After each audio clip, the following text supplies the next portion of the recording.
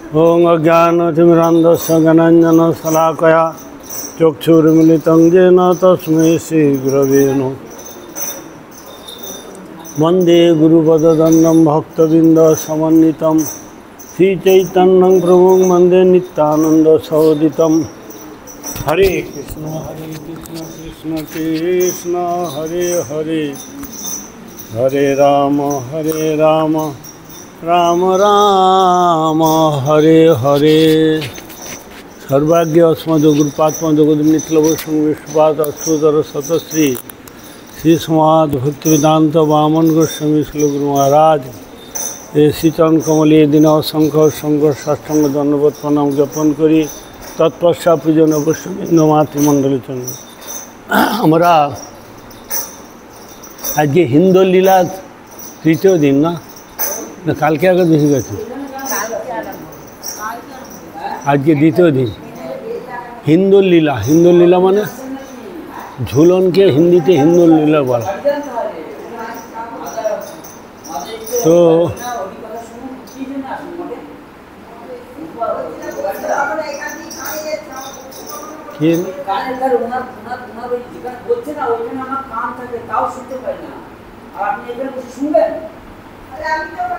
चुकर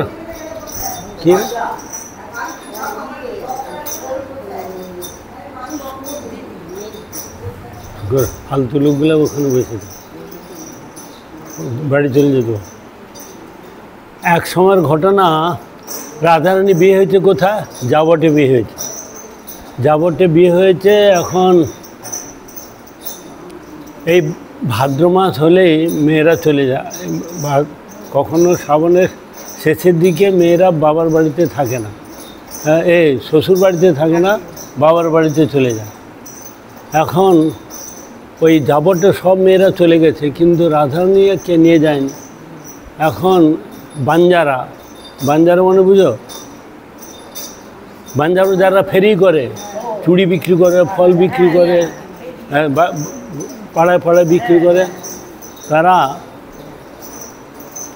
তিনি এখন ফল নিবে গো, চুড়ি নিবে গো ঘুরছে। রাধারানী তাকে ডাকলো। রাধারানীকে দেখে সে তো মোহিত হয়েছে। রাধারানী দেখতে খুব সুন্দর। তো দেখে বলে, একটু শোনো, তোমার বাড়ি কোথায়? না বর্ষা। না তুমি বিশ্বমান মারকে চিনো? বলে হ্যাঁ চিনি। তুমি আমার একটা সন্দেশ দিতে পারবে? কী খবর? বাবা মাকে যে বলবে তোমার মেয়ে আসার জন্য খুব উদ্গ্রীব, আর পাড়ার সবাইরা চলে গেছে, তোমরা কি ভুলে গেছো? তাকে যা আনতে হবে, তোমরা কি ভুলে গেছো? এই সংবাদটা দিতে পারো? বলতে হ্যাঁ দিয়ে দেবো, আমার যাওয়ার কথা কদিন পরে, আপনি যখন বলছেন তাহলে আমি যে সংবাদটা দিব। এই বলে সে বাঞ্জারাকে রাধারানী বললেন। তো বলতে আসলে ওর যে শাশুড়ি জটিলা আর কুটিলা, যে ননদারে, এরা চট করে আসতে দেয় না। এই জন্য ওরা যাবো মানে তেমন একটা ওরা চটকে পাঠায় না। এখন রাধারানী ভাইয়ের নাম কি? ভাইয়ের নাম কি? রাধারানী ভাইয়ের নাম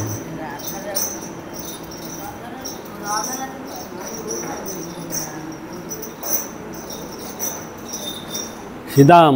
কতবার বলছি সেটা মনে রাখ, শ্রীদাম। এখন গিয়া তো বললে যে তোমার মেয়ে আসার জন্য খুব ব্যস্ত হয়ে পড়তে, তোমরা যাও না, সব পাড়ার তো সবাই চলে আসছে। আর ওখানে ফুর্তি করতে পারে না।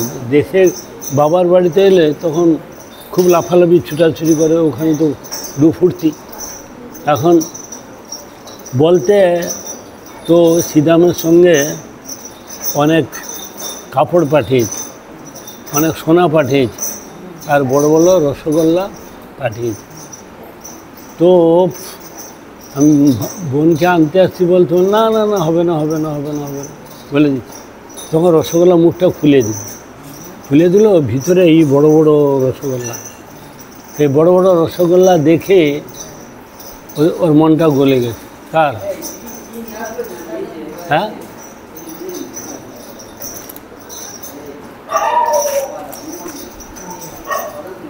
সাধারণ এই জটিলা মনটা গলে গেছে। আর কি শাড়িগুলো খুলে দিল। এত শাড়ি, এত সুন্দর সুন্দর।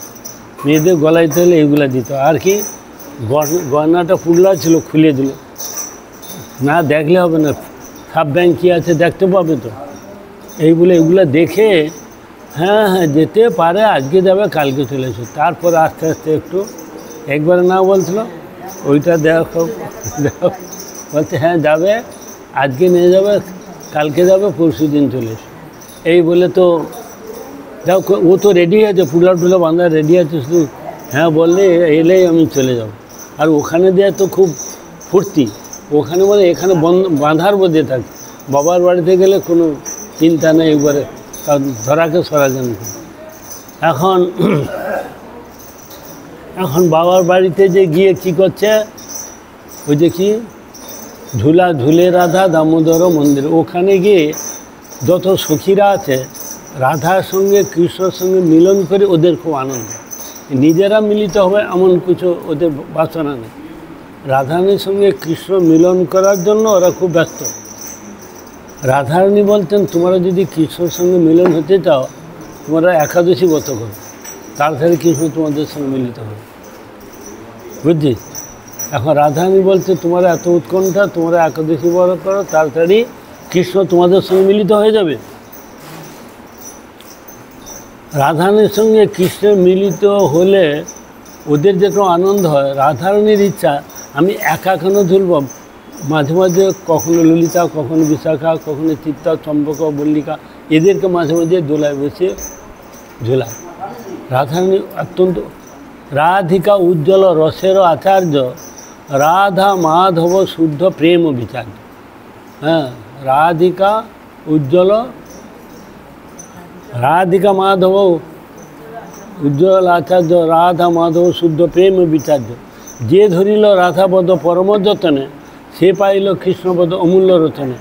রাধাপদ বিনা কবু কৃষ্ণ নাহি মিলে, রাধার দাসীর কৃষ্ণ সর্ববেদে বলে। রাধার দাসীর হচ্ছে কৃষ্ণ, সমস্ত বেদে বলছে।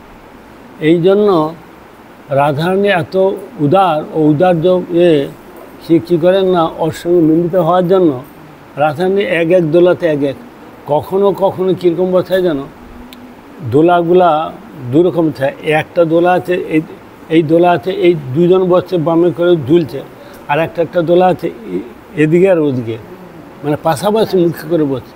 আর যখন খুব জোরে তুলে দিল, ওই উপর থেকে উঠার সময় ঝপড় খেয়ে ওদিকে পড়ে যায়। নাগরদোলা দেখেছি, যখন নামে না তখন মনে হয় যেন এ পড়ে যাবে। তো এইভাবে ওদের খুব আনন্দ হয়। ওরা কখনো কখনো এক সাইডে দুজন বসে ঝুলায়, সে ঝুলনে কীর্তনটা আনতে ভুলে গেল, তোকে বললাম কোথাও খুঁজে পাবেন। কালকে দেখি মনে করে থাকে তো কালকে সে ঝুলনে কীর্তনটা বলে কি ভুলে গেছি, বছরে একবার হয়, তাহলে মনেই থাকে। তো এইভাবেতে এই হিন্দুর লীলাটা খুব টাপ, এগুলো আমাদের আলোচনার বাইরে আর কি। তো এইভাবেতে রাধাকৃষ্ণ মিলিত হয়ে তারা খুব আনন্দ করে এবং কুঞ্জ সাজিয়ে তাদের এই সমস্ত আর্টিফিশিয়াল কিছু চলবে না, সব ফল মানে লতা পাতা দিয়ে সাজা। আমাদের জনার্দন মহারাজ এই ইমিটেশন গয়না, এই যে প্লাস্টিকের ফুল, এগুলো একদম পছন্দ করতো না, খুব রাগ করতো। ওগুলো একদম যেটুকুভাবে ফুল পাতা দিয়ে সাজাও ঠিক আছে, ইমিটেশন গয়না ঠাকুরকে পরাবে একদম করে দিত। আর এই যে প্লাস্টিকের ফুল, প্লাস্টিকের এগুলো একদম পছন্দ করতো না। রাধাকৃষ্ণ ঝুলন হবে এইভাবে ঝুলাবে, এই গাছপালা পাতা টাতা দিয়ে এটা দিয়ে পালা, এটা হচ্ছে বৃন্দাবনের আর দ্বারকা হচ্ছে ঐশ্বর্য, সোনা দানা বনু মুক্তা। তো এইভাবেতে ঝুলে রাধা দামোদর মন্দিরে। তোরা ঝুলন দেখে যা গো, ফুলের দোলায় দুলছে রাই। কীর্তনটা ভুলে গেলে, একটু আগে মনে করে দিলে, তখন মনে করে দিলে নিয়ে চলে আসে। এখন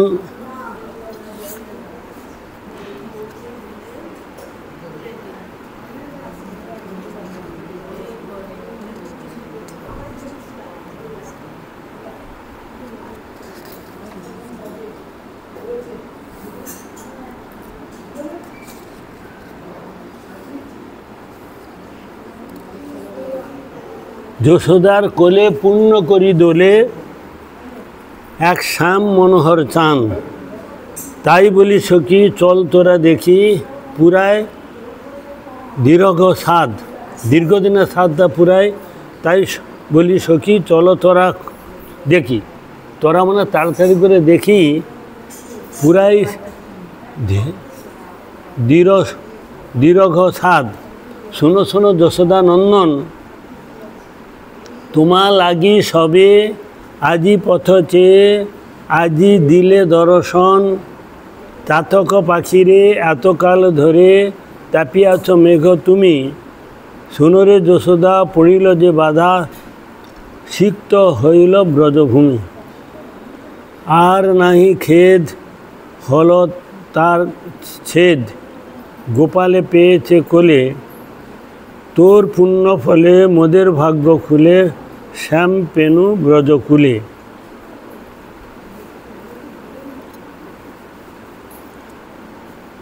ব্রজের আকাশ বাতাস এই সঙ্গীত লহরীতে তারা ব্রজের আকাশ বাতাস ভরিয়ে দিলেন।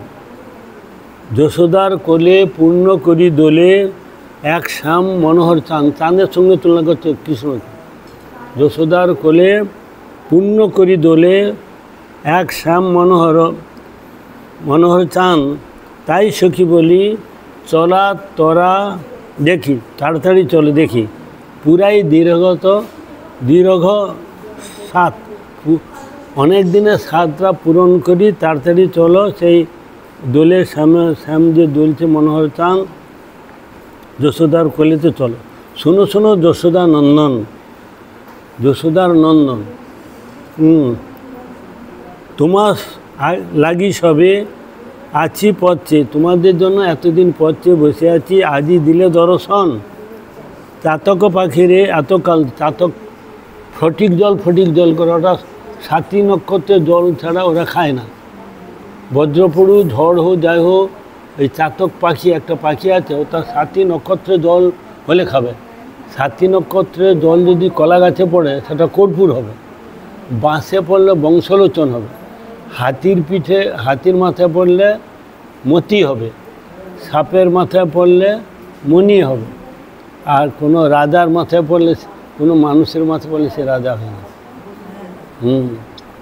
এগুলো হচ্ছে ওই 7টি নক্ষত্রের জলটা সবার ভাগ্য তো কখনো কখনো ওটা হয়ে থাকে। হ্যাঁ, বংশলোচন, যে কর্পূর হয় না, কর্পূর, ওটা কর্পূরটা কলা গাছে পড়লে কর্পূর। এখন তো কর্পূর মন হচ্ছে, কর্পূর কত। চাতক পাখিরে এতকাল ধরে তাপিয়াছ মেঘ তুমি, শুনরে যশোদা পড়িল যে বাধা সিক্ত হইল ব্রজভূমি। বাধাটা কি না, চোখের জলেতে রাস্তাটা সিক্ত ভিজে গেছে। আর নাই খেদ হলো তার ছেদ, গোপালে পেয়েছে কোলে, গোপাল পেয়েছে কোলে বলে তার আর খেদ নেই। কার? যশোদা। খেদটা যতক্ষণ না ছেলে কোলে থাকে তখন খেদ। তোর পুণ্য ফলে মোদের ভাগ্য খুলে, শ্যাম পেনু ব্রজকুলে। এই কৃষ্ণের তোর পুণ্য ফলে, একে বলছে সখীরা, যশোদা বলছে তোর পুণ্য ফলে মোদের ভাগ্য খুলে, শ্যাম পেনু ব্রজকুলে। শ্যামকে আমরা ব্রজেতে পেয়েছি। হেরো আজি সুখের পারাবার, পুলকে জর মুগ্ধ চরাচর হেরিয়া নন্দের কুমার, ভাদ্রের অষ্টমী দয়াল শিরোমণি প্রকাশে আনন্দকন্দ। এই ভাদ্র মাস অথবা শ্রাবণ মাস ছাড়া হয় না, কি কৃষ্ণ জন্মাষ্টমী হবে না। হতে হলে ভাদ্র মাস হওয়া চাই, নতুবা শ্রাবণ। অষ্টমী তিথি হওয়া চাই, রোহিণী নক্ষত্র হওয়া চাই, অভিজিৎ মুহূর্ত হওয়া চাই, তবে হবে কি জয়ন্তী শব্দ। জয়ন্তী শব্দ অন্য কোনো ইচ্ছে তো জয়ন্তী শব্দ হবে না। এই যে রবীন্দ্র জয়ন্তী, এটা কি তিথির সঙ্গে কোনো মিল আছে? অষ্টমী তিথি, অভিজিৎ মুহূর্ত, রোহিণী নক্ষত্র, ভাদ্র মাস, এগুলো আছে। এই জগতের লোক করে সব থার্ড ক্লাস, কিছু বুঝে না সুঝে না, জয়ন্তী অপব্যবহার করা। এটা উদুরপুণ্ডি বুদর খায়। মানুষের বেলা জয়ন্তী শব্দ হয় না, ভগবানের ক্ষেত্রে জয়ন্তী শব্দ, মানুষের ক্ষেত্রে জগতের লোক লাগিয়ে দিচ্ছে, বুঝে না কিছু।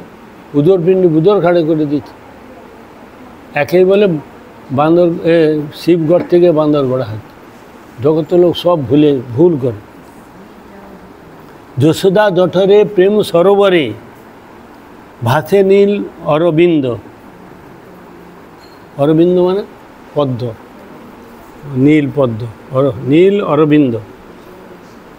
মোরা যদি ভ্রমর সে যে ইন্দিবর, যদি চাতক সে ঘন, মিনের জীবন দেহের পরাণ, আছি আজ আনন্দপূর্ণ। মিন মানে কি? মিন মানে মাছ। মিন মানে মাছ জান? হ্যাঁ, মিন মানে মাছ। মিনের জীবন দেহের, ওদের জলটা প্রাণ, ওদের জল থেকে তুলিলে ওরা ছটফট করে। আমাদের যদি অক্সিজেন বন্ধ হয়ে যায় ছটফট করি, যদি নাক টিপে রাখে না ছটফট করতে তো মরে যায়। তো মিনের জীবন দেহের পরাণ, আজই তাই আনন্দপূর্ণ। আনন্দটা কেন? তোরা যদি ভ্রমর সে যে ইন্দিবর, ইন্দিবর শ্যাম হচ্ছে ভগবান। যদি চাতক সে ঘন, সে চাতক পাখির মতো। মিনের জীবন দেহের পরাণ, আজই তাই আনন্দপূর্ণ, সে আনন্দ আর ধরে না রে। নন্দগোপ গোপীগণের আনন্দ আর ধরে না। নন্দগোপ আর গোপীগণের, এখানে নন্দগোপ মানে যশোদা, নন্দগোপ মানে যশোদা, আর গোপীগণের আনন্দ ধরে না। ওরে জগৎবাসী ইথে আসি ঘুচাও যন্ত্রণা। তোমাদের যে এতদিনে জগৎবাসী তোমাদের যন্ত্রণা না দেখে যে যন্ত্রণা, এটাকে বলে বিরহ। ক্ষণকাল না দেখে তারা একটা যুগ বলে মনে করে। কৃষ্ণকে এত ভালোবাসে, যুগায়িতং নিমেষেন চক্ষুষা প্রাবৃষায়িতম শূন্যা ইতং জগত সর্বং গোবিন্দং বিহরণ। ক্ষণকাল কৃষ্ণকে না দেখে তারা একটা যুগ বলে মনে করে। এত ছোট নিজের ছেলে মেয়ে পুত্র স্বামী আর গোপীরা সব কৃষ্ণ ছাড়া কিছু বুঝতেন। তিনি আত্মার আত্মা, এই জন্য তাকে ভালোবাসলে আর কিছু দরকার হয় না।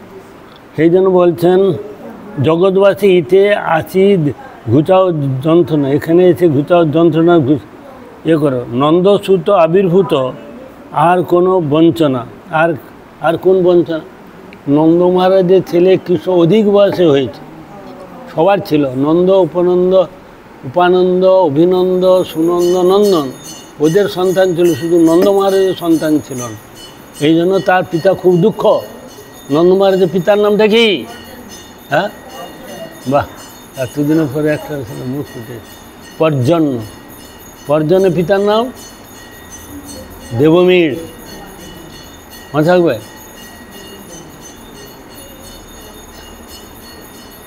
মালতী তাহলে পটকে বলে দিই।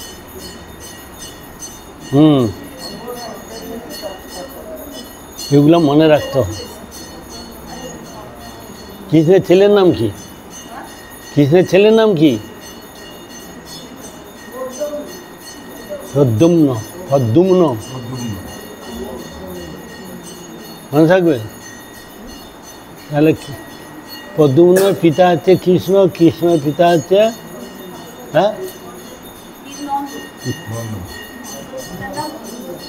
পর্জন্য পিতা দেবমীর।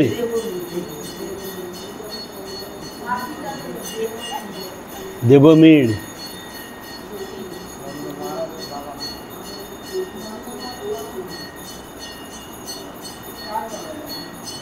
নন্দের পিতা। ক ভাই? 5 ভাই। অভিনন্দ, উপানন্দ, নন্দ, সুনন্দ, নন্দন। নন্দসূত আবির্ভূত আর কোন বঞ্চনা, আর কোনো দরকার? নন্দ পুত্র যে এসেছে, নন্দসূত বলি যারে ভাগবতে গায়। নন্দসূত মানে কে?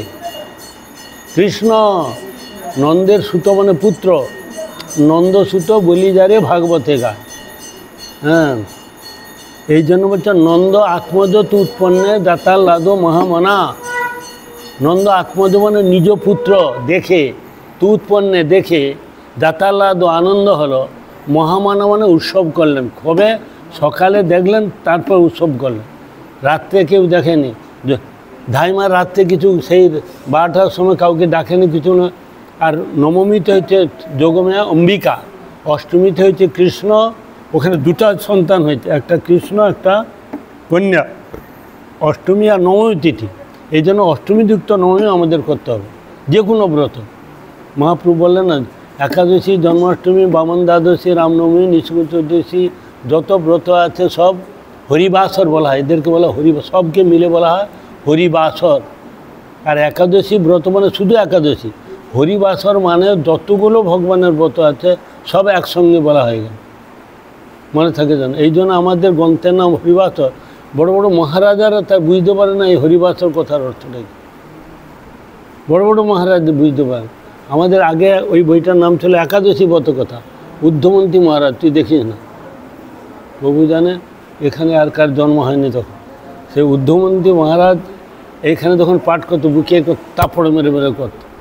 তাকে ডাক্তার অ্যাস্ট্রোলজার বলেছিল, মানে গোল্ড মেডালিস্ট অ্যাস্ট্রোলজার, মানে তিনি রাষ্ট্রপতি পুরস্কার প্রাপ্ত, যাকে যা বলে তাই হয়ে যায়। ইনি তখন মঠে আসেনি, তখন বলেছিল তোমার 60 বছরে একদিনও তুমি বেশি বাঁচবে না, যাকে যাই বলে তাই হয়ে যায়। ওই কথাটা শোনার পর উনি পরম গুরুমাজ কেশব গোস্বামী মহারাজের চরণাশ্রয় করলেন। এই কথাটা শোনার পর তিনি প্রতিটা একাদশী নির্জলা এবং 1 লক্ষ হরিনাম উদ্দণ্ড নৃত্য, এইটা তার কাজ ছিল।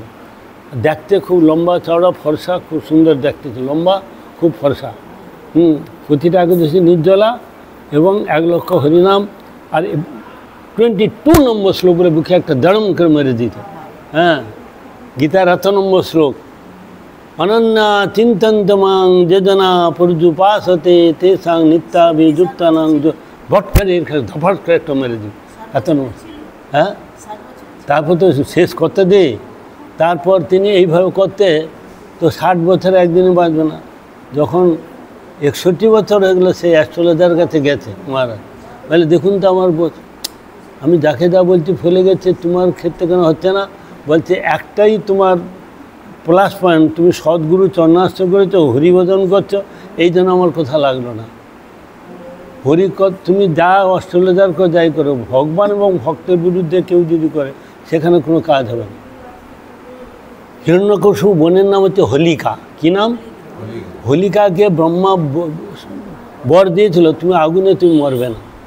ওই জন্য তার ভাইকে বললো, আর বোনকে, মানে হিরণ্যকশিপু বোন হচ্ছে হোলিকা, আরে তুই মারতে পারছে না, আমাকে দে, বিশাল আগুন জ্বালা, আমার তো বর আছে, ওকে কোলে নিয়ে বসে যাবো, আমি বেঁচে থাকবো, ও মরে যাবো। ব্যাস, কোলে নিয়ে বসলো, যখন মাথা মাথা মাথা, সে তো পুড়ে ছাই হয়ে গেলো। প্রহ্লাদ তো যেমনিকে সেমনি বসে আছে। বলে কেন? এই যে বর ছিল, বলছে সত্যং বিধাতং নিজভিত্ত ভাষিতম, ভগবান এবং ভক্তের ক্ষেত্রে এই সমস্ত বর টিকবে না। ওটা যদি কর্মী জ্ঞানী অন্য লোক হতে, ওটা ফলে যেত। এই ভক্ত এবং ভগবানের বিরুদ্ধে যখন গেছে, সেখানে নিজে মারা গেল, কিন্তু বর কোনো টিকবে না। খাম্মা থেকে নৃসিংহদেব বের হলো, বলছে তার ভক্তকে লোককেও বিশ্বাস কর, ভক্ত যা বলবো আমাকে পূরণ করতে হবে। ভক্ত বলতে খাম্মার মধ্যে আছে, আমি যদি না বাড়াই আজ থেকে ভক্তকে কেউ পাত্তা দিব না, এই তোমাদের কথা জানি, তুমি বলেছিলে হলো না। এইটাকে পূরণ করার জন্য তার মধ্যে থেকে তিনি সর্বত্র আছেন। ব্যাপ্নতে এটি বিষ্ণু, তিনি সর্বস্ত, এই প্রতিটা বস্তুর মধ্যে তিনি আছেন, কিন্তু আমরা চোখে দেখতে পাচ্ছি না, কিন্তু আছেন। তিনি দেখতে পাচ্ছেন, কিন্তু হিরণ্যকশিপু দেখতে পাচ্ছেন না খাম্মার মধ্যে। তিনি তো দেখছেন, এই তো আমার প্রভু আছে, তিনি প্রণাম করেন। বলে খাম্মার মধ্যে আছে, একটা ঘুষি মারল, ব্যাস, সঙ্গে সঙ্গে বিশাল সে খাম্বাটা ফেটে এক বিশাল এই হিরণ্যকশিপু বেরিয়ে। দেখতে কীরকম? মানুষের মতো, কিন্তু মুখটা হচ্ছে সিংহের মতো। এই জন্য নরসিংহ নাম হচ্ছে। নর মানে মানুষ, সিংহ মানে সিংহটা, মুখটাই সিংহের মতো। আর অস্ত্র শস্ত্র না বলে এই নখগুলো খুব বড় ছিল। টঙ্ক নখার টঙ্ক, শিলা টঙ্ক নখালয়ে। শিলা টঙ্ক মানে কি? শিলাকে ফাটিয়ে দিবে এই নখটা, এমন ও পুরো ভেদ করে চলে, শিলাকে পর্যন্ত ছেদ করে চলবে। এই জন্য শিলা টঙ্ক নখালয়, ওর প্রণামে পাই না, শিলা টঙ্ক নখালয়ে। তো শিলাকে পর্যন্ত, ওর হিরণ্যকশিপুর বুক খুব শক্ত এবং কঠোর ছিল, তাকে পর্যন্ত ফেড়ে করে তার নাড়ি ভুড়ি নিয়ে নিজে মালা পরলেন। রাগে এমন আর করতে পারছে, এত রাগ, তুমি আমার ভক্তকে কষ্ট দিয়েছ, আমার আসতে দেরি হয়েছে। প্রহ্লাদ মহারাজকে ক্ষমা চাচ্ছেন নৃসিংহদেব। নৃসিংহদেবের রূপ দেখে ব্রহ্মা শিব কেউ সামনে যেতে পারছে না। লক্ষ্মীদেবী বলে আর পূর্বে আমি এরকম রূপ আমি কোনোদিন দেখি নাই, বলে একমাত্র প্রহ্লাদ ছাড়া এনে শান্ত হবে না। প্রহ্লাদ মহারাজ যখনই গেলেন তিনি তাকে স্নেহ করছেন, প্রীতি করছেন, আর কেউ যেতে পারেন। সে যেতে ধীরে ধীরে ঠান্ডা হলো, না এলো হিরণ্যকশিপু একদম মানে এর মতো বিক্রম, সে কোনো কেউ দেখতে পারবে, কেউ যেতেও পারবে না। একমাত্র প্রহ্লাদের জন্য তিনি জগতে প্রকটিত হয়েছেন। এই জন্য প্রহ্লাদ যেতেই তিনি ঠান্ডা হয়ে গেলেন। এই জন্য প্রহ্লাদকে বলা হয় ভক্তির অবতার। কি বলা হয়? ভক্তির অবতার বলা হয় প্রহ্লাদ। নৃসিংহদেব বলছে তুমি শেষে আমার ধামেতে যাবে। তার ধামে? আমার লোকেতে যাবে। এক জন্মে প্রহ্লাদ ভগবানকে পেয়েছে, ধ্রুব অনেক জন্ম গিয়েছে, প্রহ্লাদের জীবনীতে পাওয়া যায় না। নৃসিংহদেব স্বয়ং বলছে তুমি এই লীলা হয়ে গেলে তুমি ভক্তির অবতার, তুমি এই লীলা শেষে তুমি আমার লোকে থাকবে। এই নৃসিংহলোকে প্রহ্লাদের স্থান এক জন্মেই তিনি পেয়েছে। তার পিতার নাম কি? বসু শর্মা, প্রহ্লাদের পিতা।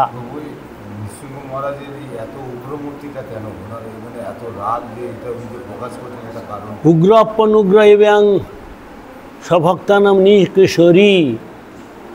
অভক্তের কাছে তিনি কঠোর, ভক্তের কাছে তিনি শান্ত।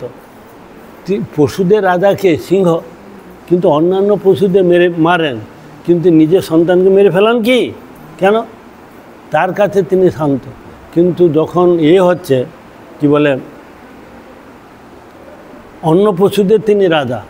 সেরকম আমাদের পরম গুরুমাদের নাম হচ্ছে আচার্য সিংহরূপিণী। সমস্ত মানে আচার্যরা তাকে নাম রেখেছে। সে কাদের কাছে সিংহ? মানে কঠোর, এই অভক্ত, নিন্দুক, পাষণ্ডী, অসাধু, তাদের কাছে তিনি কঠোর, কিন্তু নিজের সন্তানের কাছে তাদের স্নেহ প্রীতি ভালোবাসা করছে। শুধু বলতে যদি নরহরিদা বলছে বা কেশবমহারাজের নাম বলছে, তিনি সেই শত্রু মিত্র তাকে আলিঙ্গন করছে, তাকে প্রচুর দান ধ্যান করছে, তখন তিনি ঠান্ডা। যারা পাষণ্ডী, যারা কুতার্কি, যারা কর্মী, জ্ঞানী, যোগী, অসাধু, নিন্দুক, তাদের কাছে তিনি কঠোর। সিংহটা তার সন্তানকে আদর করছেন, তাদেরকে মারছেন না। যখন শত্রুপক্ষ অন্য জন্তুরা আসছে তখন তাকে তিনি করছেন।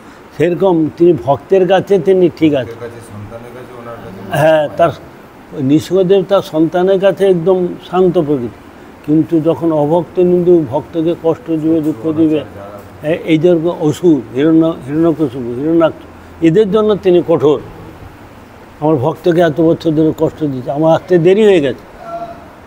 নৃসিংহদেব বলছেন প্রহ্লাদকে আমাকে ক্ষমা করো, আমার আসতে দেরি হয়েছে, তোমার পিতা অনেক দুঃখ কষ্ট সহ্য করতে হয়েছে। ভগবান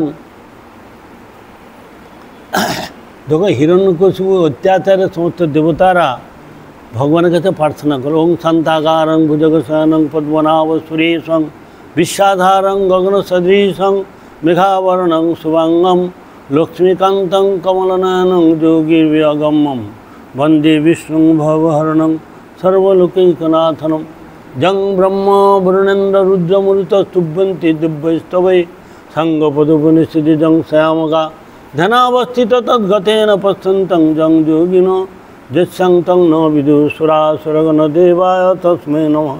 জানা আছে? গীতা পড়লে এটা প্রথম আছে, গীতা পড়লেই হবে। আজকে এক জায়গায় গিয়েছিলাম, হ্যাঁ, শুধু গীতা পাঠের, সে 11:30টায় বসেছি আর উঠেছি 3টার পরে। হ্যাঁ, পুরো গীতাটা শেষ করছি, মঙ্গলাচরণ থেকে মাহাত্ম্য থেকে পুরো 700 শ্লোক পড়তে অনেক সময় লাগে, পুরোটা আজকে পড়েছি। হ্যাঁ, তুমি জোরে জোরে পড়লে না, আমরা শুনতে পারলে জোরে জোরে পড়লো, সেটা মাইকটা ভালো ছিল না, তা মাইক নিয়ে নিচ্ছে। হ্যাঁ, তুমি আস্তে আস্তে পড়ে যাচ্ছ, আস্তে আস্তে পড়লে কাল থেকে উপবাস না খেয়ে জোরে জোরে চিৎকার করে পড়বো না। পড়েছি, বলছে তুমি আস্তে আস্তে পড়ছো, আমরা তাহলে কেউ আমার পাঠে বসেন, সব সেদের গল্প করছে। হ্যাঁ, সকালে না, আমি ছিলাম না এখানে।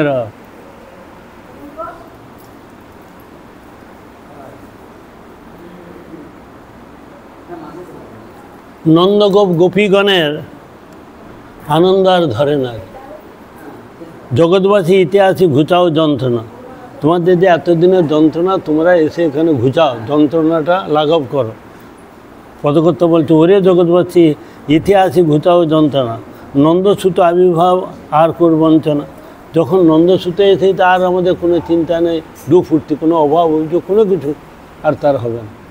ভগবানকে কেউ পেয়ে গেলে তার কান্না থেমে যাবে, তার অভাব অভিযোগ সব কিছু সমস্যার সমাধান হয়ে যায়। তো তখন বলছেন, ওগো শ্যামমণি রূপেরও খনি কি তোর মধুরিমা। শ্যামকে মণির সঙ্গে তুলনা করছে, সোনার সঙ্গে তুলনা করছে। হ্যাঁ, রূপেরও খনি তুমি, যত রূপ আছে রূপেরও খনি তুমি। ওই জন্য বলছে জীবন সফলতার কৃষ্ণ দর্শন যার ভাগ্য হইয়াছে, একবার যদি হয়ে যায়। কি তোর মধুরিমা তোমা হেরি ঘরে ফিরি নাহি কোনো জানা। ভগবানকে দেখলে কেউ আর ঘরে ফিরে আসে না। ওই জন্য কী বলছে, বন্ধুর সঙ্গে যদি তবর অঙ্গ পরিহাস, যেও না কো মথুরায় কেশির তীর্থ ঘাটেরও সখা। গোবিন্দ বিগ্রহ ধরি তথা আছেন শ্রীহরি, হ্যাঁ, নয়নে বঙ্কিম দৃষ্টি মুখে মন্দহাস, যেও না কো মথুরায় কেশি তীর্থ ঘাটেরও সখা। তো কেউ ওখানে দেখলে আর ফিরে আসে না। এখানে বলতে তাই, তোমা হেরি ঘরে ফিরি নাহি কোনো জানা। হেরি মানে কি? দেখে, হেরি মানে দেখা। তোমা হেরি ঘরে ফিরি নাহি কোনো জানা, সর্বাত্মার আত্মা তুমি, কে যে তুম বিনা। তোমাকে ছাড়া কে, যে মানে জীবন ধারণ করে, তোমাকে ছাড়া কেউ জীবন ধারণ করে, যে মানে জীবন ধারণ করা। সর্বার আত্মার আত্মা তুমি, আর তুমি কে জিয়ে তুম বিনা, তোমাকে ছাড়া কে জীবন ধারণ করতে পারে? ভগবান ছাড়া কে জীবন ধারণটা বৃথা। ধন প্রাণ সপি তোমা করি অভ্যর্থন। ধন প্রাণ মানস দেগ যোগী সুমর, ওর পিলু তুয়াপদে নন্দ কিশোর। আত্মনিবেদন তুয়াপদে করি হইনু পরম সুখী, দুঃখ দূরে গেল চিন্তা না রহিল চৌদিকে আনন্দ দেখি। অশোক অভয়, তারপর কি, অশোক অভয় অমৃত আধার তোমারও চরণোদয়। কেন ভগবান ভজন করবো? সেখানে শোক নেই, মোহ নেই, ভয় নেই, শুধু অমৃত অমৃত খেলে মানুষ অমর হয়ে যায়। অশোক অভয় অমৃত আধার তোমারও চরণোদয়, তাহাতে এখন বিশ্রাম লবিয়া ছাড়িনু ভবের ভয়। এই ভবের ভয়, ভব সংসারের ভয় থেকে তোলে, তাকে আশ্রয় করতে হবে। এছাড়া সংসার থেকে মুক্তি কোনোদিন হতে পারে না। সংসারে মুক্তি একটাই মাত্র রাস্তা হচ্ছে কি না, ভগবানকে আশ্রয় করে থাকে। তাহলে এই জন্মটাও সুখ, আর পরের জন্মটা। যারা আশ্রয় করলেন এই জন্মে দুঃখের শেষ নেই, পরের জন্ম আরও দুঃখ বেশি। আমাদের কেন যে দুঃখ সেটা আমরা বুঝতে পারছি না, যে এই দুঃখ থেকে লাঘব হয় কী করে। আমি সুখের জন্য দৌড়াচ্ছি ঠিক, কিন্তু জানি না যে কী করলে আমাদের দুঃখটা যাবে। জগৎ হলো প্রত্যেকে সকাল থেকে সন্ধ্যা পর্যন্ত সুখ খুঁজছে। ছেলে মানে মানুষ কি, জন্তু জানোয়ার, গাছপালা, বৃক্ষলতা, পশু পক্ষী প্রত্যেকে সুখ চায়, কেউ দুঃখ চায় না। দুঃখটা চলে যাক, সুখটা আসুক, এইটাই চায়। কিন্তু সুখ পাচ্ছে কি? নিত্য আরতি দে না বৃত্তে না দুর্লভাত প্রমৃত্য না। ভাগবত বলছে দুঃখে তোকে অধিকতর দুঃখ কষ্ট পাচ্ছে, কারণ ভগবান থেকে তারা লক্ষ মাইল দূরে অবস্থান করছে। এই জন্য যৎ করসি যজনাসি যজ্ঞসি যদাসি যৎ যৎ তপস্যাসি পুণ্য তৎকুরু সমদর্পণ। যা কিছু করো আমার উদ্দেশ্য করে, আমি তোমাকে চির শান্তি চির সুখ দিব। কাকে বলছেন? অর্জুনকে বলছেন। তমেব শরণং গচ্ছ সর্বভাবেন ভারত, তৎপ্রসাদং পরাং শান্তি স্থানং প্রাপ্যসি শাশ্বতম। কোথাকার শ্লোক? শ্রীমদ্ ভাগবতে 18 গীতা 18 অধ্যায় 62 নম্বর শ্লোক। সেখানে কথাগুলো বলছে। আত্মা, সর্বাত্মার আত্মা তুমি, কে জিয়ে তুমি বিনা। কী হলো? হ্যাঁ, তাহলে 6 মাসের পর এসে 10 মিনিটে বসতে বসতে বাড়ির চিন্তা।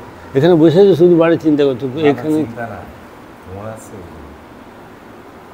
10 মিনিট সারতে পারবে না। সংসারী লোক অমন্য, সংসারে 24 ঘন্টা পড়েছে, এখানে 10 মিনিট মনটা ওখানে পড়েছে। একে বলে সংসার, একেই বলে সংসার।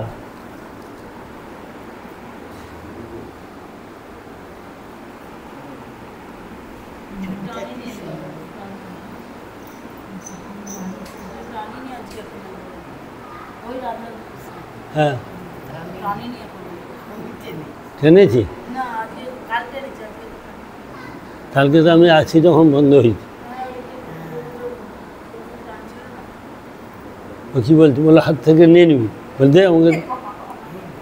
হ্যাঁ, না তোকে কিছু বলবে না। এই তুমি হাত থেকে নেই বলে তুমি অনেক টানছে, যাও আমাকে। ও কিছু বলবে না। ধন প্রাণ সপি তোমা করি অভ্যর্থনা। ধন প্রাণ সপি তোমা করি অভ্যর্থনা। অভ্যর্থনা মানে কি? সেবা, পরিচর্যা, তাকে আরতি করা, তার চরণ ধোয়া, তার যা কিছু। অভ্যর্থনা মানে পরিচর্যা করা। নিরাজন মানে কি?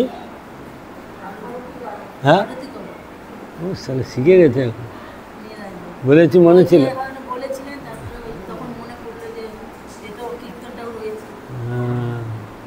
এগুলো শিখতে হলো, অনেকে জানে না। নিয়ম বলছি আবার কি এগুলো।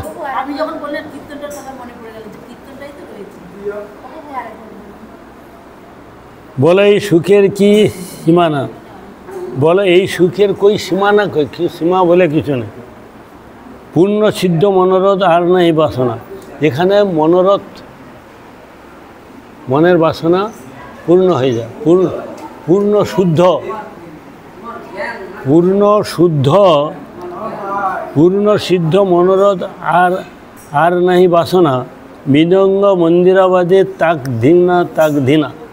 মৃদঙ্গ হচ্ছে তাক ধিনা তাক ধিনা, মৃদঙ্গটা বাজছে। মৃদঙ্গ মন্দিরা বাজে, তাক ধিনা তাক ধিনা। হরি বলে নাচো গাও, নাই মানা নাই মানা। হরি বলে নাচো গাও, সবসময় হরি বলে নাচতে গাইতে বলছে, নাই মানা নাই মানা। হ্যাঁ, মানা নাই, তুমি সবসময় এইটা করে। কীর্তনটা অনেক বড় আছে। এই প্রকারের সমস্ত গৌগোপিকা নানা সঙ্গীতের মূর্ছনা নর্তনে কীর্তনে মত্ত হয়ে উঠলেন। গোপীগণ এই কীর্তনটা করছে আর নাচছে, কীর্তন করছে, নাই মানা নাই মানা। এমন সব তাল ছন্দবদ্ধ গান তাদের কণ্ঠ হতে নিঃসৃত হতে লাগলো। তাল ছন্দবদ্ধ গান, তার তাল আছে, মান আছে, ছন্দ আছে। সুযন্ত্রে মিশাই গাওয়া সুমধুরতা, তার মান না থাকলে ভগবানের সুখ হবে না। করতাল একদিকে বাজছে আর গান একদিকে হচ্ছে, তাহলে ভগবানের সুখ হবে না। তাল মান নিয়ে গান করলে ভগবানের সুখ হবে। এই জন্য এমনও সব তাল ছন্দ গান তাদের কণ্ঠ হতে নিঃসৃত হতে লাগলো, যা তারা পূর্বে জানতেনও না। পূর্বে তারা কোনোদিন জানেন গোপীগণ। এমনকি নাচ গান ইতিমধ্যে প্রধান প্রধান সব গোপগণের কেহ নিয়ে আসলেন হাঁড়ি হাঁড়ি নবনীত। হাঁড়ি হাঁড়ি নবনীত, হ্যাঁ, হাঁড়ি হাঁড়ি নবনীত কে নিয়ে এলেন? ইতিমধ্যে প্রধান প্রধান গোপগণের কেহ নিয়ে আসলেন হাঁড়ি হাঁড়ি নবনীত। নবনীত মানে কী রে? হ্যাঁ, সদ্য বা আনন্দের রাশি রাশি ছানা। তা হইতে পিণ্ড বানিয়ে গোপীগণ এক অপরের দিকে ছুটাছুটি করত। পিণ্ড বানিয়ে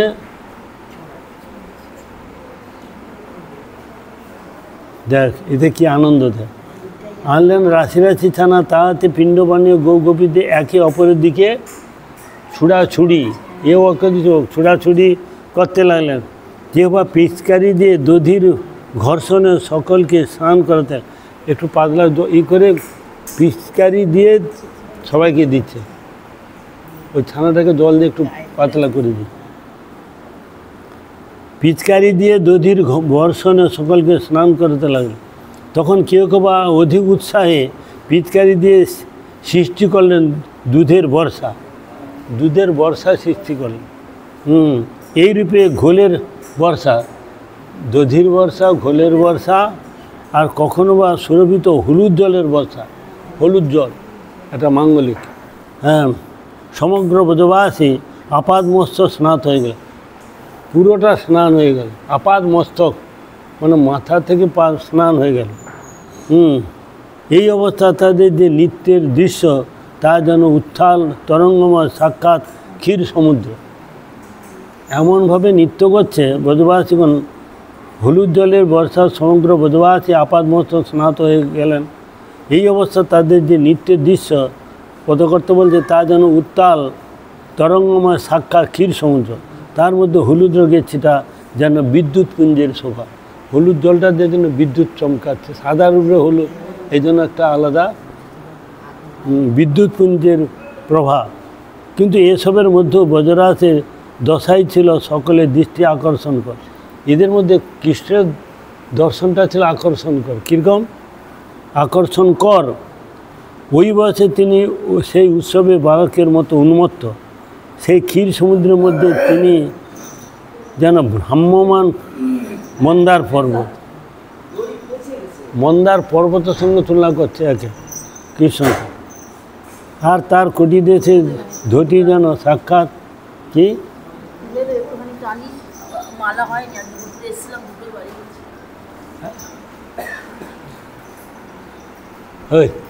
ওটা বন্ধ।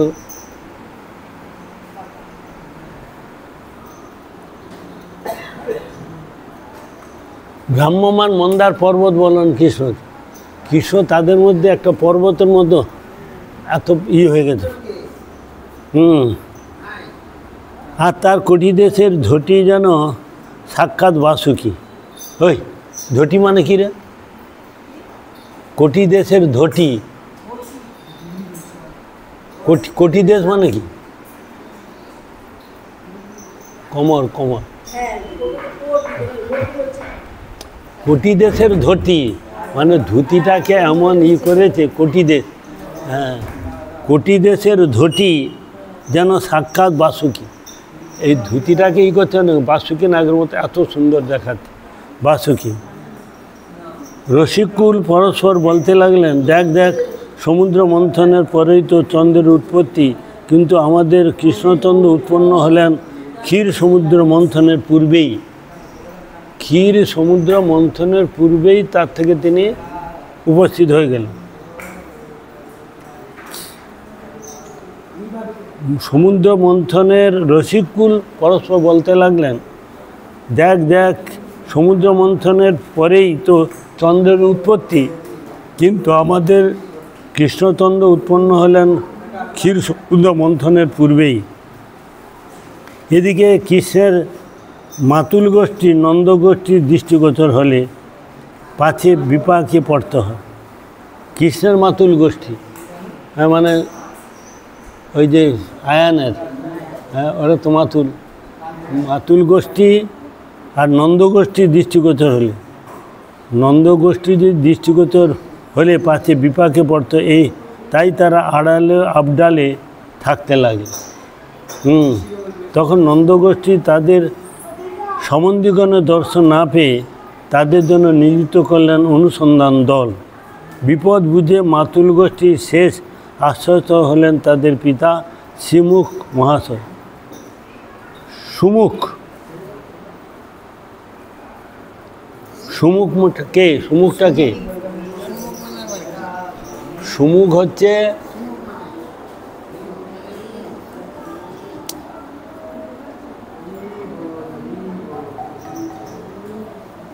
সুমুখ হচ্ছে যশোদার পিতা। ভজরাজের শ্বশুর সম্বন্ধে সম্যম বুদ্ধিবশে নন্দগোষ্ঠী তার সম্মুখে চাঞ্চল্য প্রকাশ করবেন না, তাই তাদের একমাত্র ভরসা। ও ব্রজরাজের শ্বশুর মানে নন্দ মহারাজের শ্বশুর, নন্দ মহারাজের শ্বশুর নাম হচ্ছে সুমুখ। সম্ভ্র বুদ্ধিবশে নন্দগোষ্ঠী তার সম্মুখে চাঞ্চল্য প্রকাশ করবেন না, তাই তাদের একমাত্র ভরসা। কিন্তু সেই মহোৎসবের ঢলে সমস্ত মর্যাদার অর্গল যে গিয়েছে ভেসে, অর্গল মানে বাধা সব চলে গেছে। অর্গল মানে ওই দরজার পিছনে যে এটা তাকে অর্গল বলে, খিলটাকে, মানে সেই অর্গল মানে ভেসে গিয়েছে। তাই শেষে অনুসন্ধান দলের তৎপরতা নন্দ মহারাজের ভাতৃগোষ্ঠী যখন তাদের সন্ধান পেলেন তখন আনন্দে চিৎকার করে উঠল, ওই দেখ বেটা, চোরগুলি সব এখানে, চোরগুলি সব এখানে। এই বলে পাকড়াও করে নিজ গোষ্ঠীর মধ্যে নিয়ে গেলেন।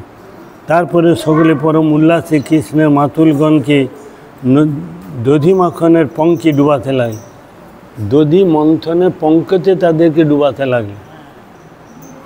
এই প্রকারে নন্দগোষ্ঠী পরমানন্দের ক্ষীরসাগরের মধ্যে নিজে নিমগ্ন হয়ে অপরকেও করতে লাগলেন মধ্যমান, নিজেও হলেন এবং অপরকেও মধ্যমান করতে লাগলেন।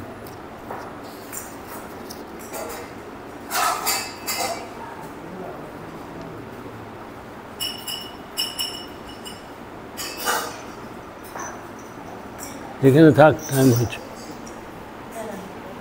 বাঞ্ছা কল্পতরু হস্য কৃপা সিন্ধু ভয়েবচ পতিতানাং পাবনেভ্যো বৈষ্ণবেভ্যো নমো নমঃ। এইখানে রহিল গন্ত ধরে।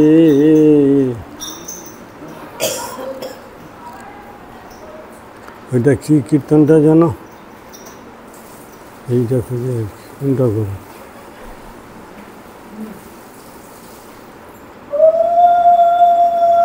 হরে কৃষ্ণ হরে কৃষ্ণ।